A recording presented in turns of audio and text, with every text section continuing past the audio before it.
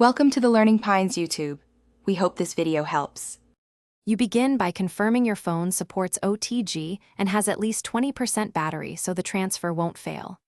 Once confirmed, attach the compatible OTG adapter or cable, making sure connectors are clean and fully seated. Then, plug in the USB drive or peripheral. When prompted, choose File Transfer Mode in Settings USB or Developer Options. You do this now to grant access and mount the drive so the system recognizes. Now you open your file manager and locate the source files on either the phone or the attached USB drive. Once found, long press to multi-select the items you want, then tap Copy or move and pick the target folder on the other device. Make sure to watch the transfer progress indicator. If you see errors, pause and retry the specific file. Also, avoid disconnecting the OTG cable until the transfer confirms completion so nothing becomes corrupted.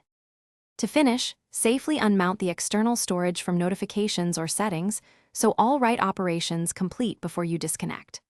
Once unmounted, verify several transferred files open correctly on the destination device to confirm integrity. If a file won't open or the drive isn't recognized, try a different OTG cable or adapter and check the drive's file system.